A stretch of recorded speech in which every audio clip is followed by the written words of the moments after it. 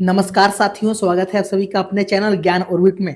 बच्चों, आज के इस क्लास में हम लोग साइंस यानी विज्ञान का जो त्रिमासिक परीक्षा होने वाला है 2 जुलाई को, उसके लिए इंपोर्टेंट सब्जेक्टिव क्वेश्चन लेकर आ गए हैं। ये सब सब्जेक्टिव क्वेश्चन कल आपके पेपर में रहने वाला है, तो इसलिए इस क्लास को लास्ट तक देखिएगा और एक एक सब्जेक्टिव क्वेश्चन को अच्छे से याद कर लीजिएगा। ये सब वायरल सब्जेक्टिव क्वेश्चन है। तो चलिए क्लास को स्टार्ट करते हैं। पहला क्वेश्चन देखिए और इसको याद कर लीजिए। करे अवतल दर्पण के उपयोग लिखिए। तो अवतल दर्पण के उपयोग कौन कौन से हो सकते हैं? तो चलिए देखते हैं। अवतल दर्पण के निम्न उपयोग है।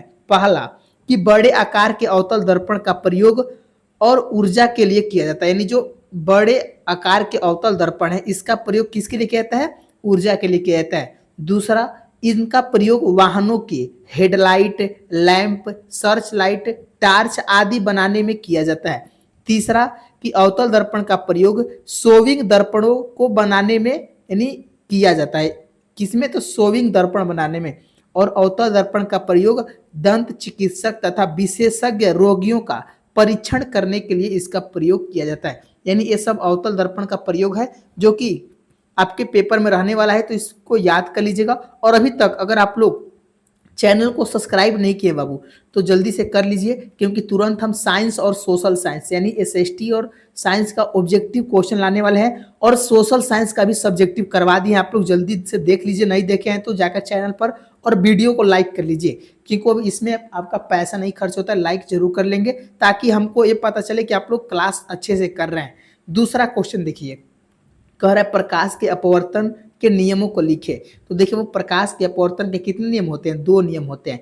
कौन कौन? पहला, आपतित किरण, अपवर्तित किरण और आपतन बिंदु पर अभिलंब तीनों एक ही तल में होता है। दूसरा, प्रकाश के किसी खास रंग के लिए आपतन कोण की जया और अपवर्तन कोण की जया में एक निश्चित अनुपात होता है, जिसे अपवर्तनांक कहते हैं। यह नियम को स्नेल का नियम भी कहा जाता है। यही जो 2 नियम है जो कि प्रकाश के अपवर्तन के नियम है, इसको एकदम अच्छे से याद कर लीजिएगा। अगर आप लोग इसका पीडीएफ चाहते हैं तो देखिए, कमेंट बॉक्स में जाइएगा तो वहाँ पर ग्रुप का लिंक दिया हुआ है, उसमें हम अभी पीडीएफ डालेंगे। अभी से ग्रुप ज्वाइन कर लीजिए तुरंत। चलिए अगले क्वेश्चन की ओर चलते हैं। तीसरा क्वेश्चन करे कि लोहे की वस्तुओं को हम क्यों पेंट करते हैं? तो बाबू, पेंट करने से लोहे के पदार्थ का जो ऊपरी भाग है वो छुप जाता है, वह वायु के साथ सीधे संपर्क में नहीं आता है, जिसके कारण उसमें जंग नहीं लगती है। इसलिए पेंट करने से हम लोहे को, उस पदार्थ को जंग लगने से बचा सकते हैं। यानी लोहे को जंग लगने से बचाना है, या तो उसमें तेलीय पदार्थ को घस दीजिए या तो उस पर पेंट कर दीजिए। समझ गए? चलिए चौथा क्वेश्चन देखिए, करें वियोजन अभिक्रिया से आप क्या समझते हैं? चलिए, वियोजन अभिक्रिया जब एक बड़ा यौगिक टूटकर 2 या 2 से अधिक यौगिकों में बदल जाता है, परिणत हो जाता है, वैसे अभिक्रिया को वियोजन अभिक्रिया कहा जाता है। मान लीजिए जो 2KClO3 है, एक बड़ा यौगिक है, और ये टूटकर 2KCl प्लस O2 यानी 3O2 में बदल जा रहा है। मान लीजिए कोई बड़ा यौगिक है, वह टूटकर छोटे छोटे यौगिकों में बदल जाता है, उसे वो वियोजन अभिक्रिया कहते हैं। इसको याद कर लीजिएगा, सब इंपॉर्टेंट क्वेश्चन है। और आप लोग अपने अपने दोस्तों को शेयर जरूर करिएगा। और देखिए बाबू, अभी तक आप लोग लाइक नहीं किए हैं, इतना बाबू हम आप लोगों के लिए मेहनत करते हैं, रोज क्लास करवाते हैं। आप लोग लाइक करिए और चैनल को जरूर सब्सक्राइब कर लीजिए जो बच्चे नए हैं। चलिए पांचवा क्वेश्चन देखिए, करे कि उत्सर्जन क्या है? उत्सर्जन में भाग लेने वाले वृक्क से संबंधित अन्य रचनाओं को सूचीबद्ध करें। तो उत्सर्जन क्या है बाबू? देखिए, शरीर से अपशिष्ट पदार्थों को बाहर निकालना उत्सर्जन कहलाता है। मनुष्य में उत्सर्जन से संबंधित महत्वपूर्ण रचनाएं निम्नलिखित हैं। पहला, वृक्क यानी किडनी है, मूत्रवाहिनियां है, मूत्राशय है, मूत्र मार्ग है। तो आप लोग समझ गए उत्सर्जन क्या है। तो शरीर से अपशिष्ट पदार्थों को बाहर निकालना उत्सर्जन कहलाता है, इसको ध्यान रखेंगे। चलिए छठवां क्वेश्चन देखिए, करे अम्ल किसे कहते हैं? मोस्ट इंपोर्टेंट क्वेश्चन है। अम्ल किसे कहते हैं बाबू?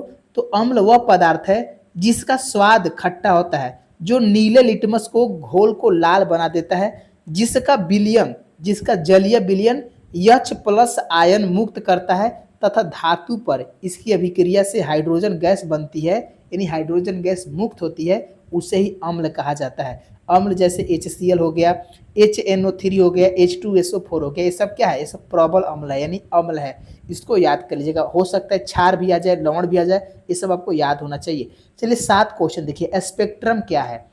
जब श्वेत प्रकाश यानी जब सूर्य का प्रकाश किसी प्रिज्म से जब सूर्य का प्रकाश बाबू किसी प्रिज्म से गुजरता है तो यह 7 रंगों में, कितने, 7 रंगों में विभक्त हो जाता है। उसे ही प्रकाश का यानी स्पेक्ट्रम कहा जाता है। यानी प्रकाश के अवयवी वर्णों के इस पैटर्न को स्पेक्ट्रम कहा जाता है। यानी ऐसे लिखे जाए कि जब सूर्य का प्रकाश किसी प्रिज्म से गुजरता है और वह 7 रंगों में बट जाता है यानी विभक्त हो जाता है, उसे ही स्पेक्ट्रम कहा जाता है। उम्मीद करते हैं कि आप लोग समझ गए होंगे।